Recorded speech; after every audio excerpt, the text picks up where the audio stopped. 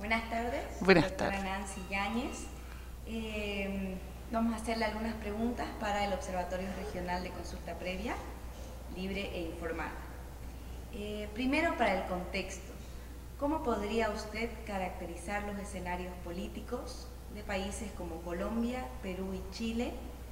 el momento de tratarse una norma sobre consulta previa, haciendo especial énfasis en las políticas extractivas de estos gobiernos y las condiciones en las que se encontraban las organizaciones indígenas? Bueno, la verdad que efectivamente Chile, Colombia y Perú comparten un modelo económico fundado básicamente en abrir las fronteras de los países a la inversión internacional. Chile y Perú lo han realizado específicamente en el ámbito de la industria extractiva, específicamente de minerales, y para estos efectos entonces han tomado una serie de medidas jurídicas y políticas destinadas precisamente a que la inversión pueda ingresar con facilidad a nuestros países, y esto es básicamente tratados de libre comercio, por una parte, y por la otra, distintos ajustes normativos en la legislación interna, tanto en las constituciones políticas. La de Chile es precursora en términos de generar un proceso de privatización de los recursos naturales para que estos puedan circular libremente en el mercado de bienes y servicios, y por su parte Perú, si bien no en el marco constitucional, pero también en el marco legal, han ido intentando establecer modificaciones legales que efectivamente permitan que los recursos naturales puedan ser puestos a disposición de los inversores. El caso colombiano tal vez tiene algunas particularidades, no necesariamente en cuanto al marco normativo, pero sí en cuanto a que las particulares características del país y de los procesos históricos que han vivido,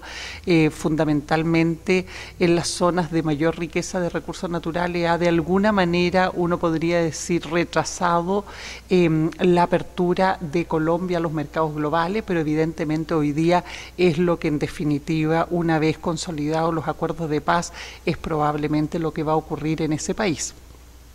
Ahora, estos tres países han presentado conflictos serios con pueblos indígenas, producto precisamente de la disputa por los recursos naturales.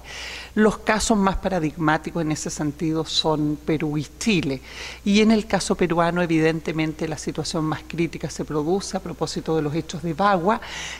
que tiene la particularidad en que los pueblos amazónicos pasan a ser también actores políticos clave en la protección de sus territorios y en exigir efectivamente al gobierno que les reconozca los derechos fundamentales que ya son una realidad en el Estatuto de Derechos de Pueblos Indígenas reconocido por las instancias internacionales. Y aquí hay un tema que es interesante porque en realidad en el caso peruano, a pesar de que Perú había ratificado el convenio 169 en el año 1991, es decir, bastante tempranamente, solo a 2 años de haberse ratificado el instrumento, no había implementado este tratado, ni había promovido ninguna consulta indígena, no obstante tener la obligación legal y no obstante que la Constitución política es explícita en orden a señalar que los tratados internacionales hacen parte del texto constitucional. Entonces los hechos de Bagua llaman la atención precisamente sobre una situación evidente de violación de derechos y que tiene relación precisamente con ese marco político que dábamos cuenta. Los hechos de Bagua se producen a consecuencia de que el gobierno peruano, buscando implementar los compromisos adquiridos en el marco del Tratado de Libre Comercio con Estados Unidos,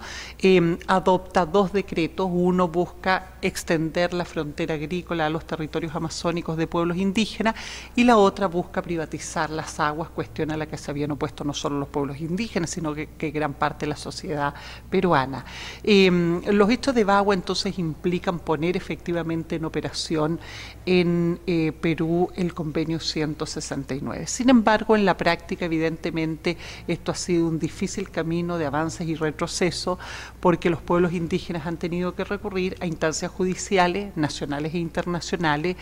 frente a la negativa del Estado de aplicar los derechos de pueblos indígenas, porque entienden que disminuye su margen de discrecionalidad precisamente para seguir impulsando el modelo extractivo.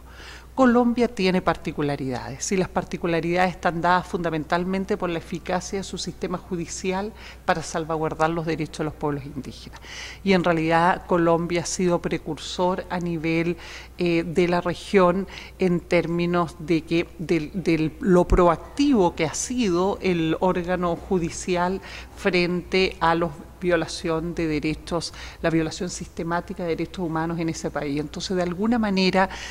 podríamos decir que la gobernabilidad hoy día en Colombia, la mayor paz social también que existe en ese país, en partes también se debe al rol que han cumplido los tribunales de justicia para proveer protección a los ciudadanos y en particular a los pueblos indígenas. Así ha sido como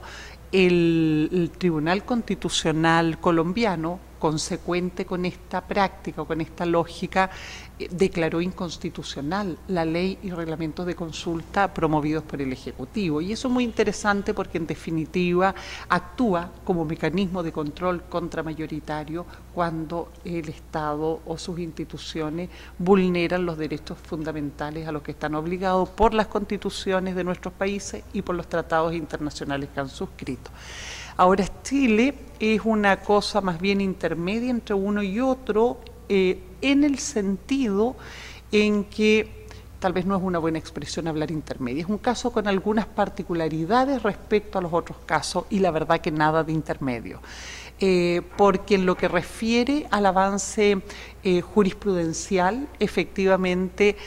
han sido los tribunales de justicia lo que están permitiendo en Chile implementar el convenio 169, pero de un modo bastante más tímido que la jurisprudencia colombiana. Entonces, por lo tanto, estamos muy lejos de poder homologar el avance de la jurisprudencia chilena respecto a la que han tenido los tribunales de justicia en este otro país.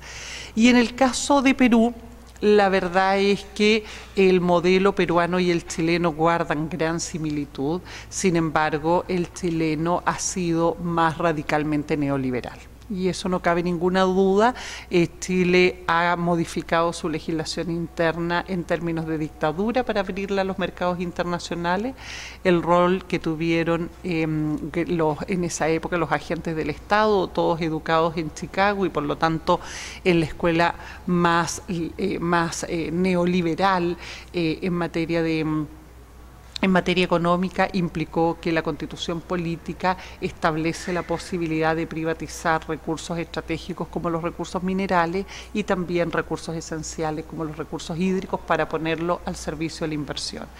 Y la legislación en Chile establece el mercado como único mecanismo de asignación de esos recursos.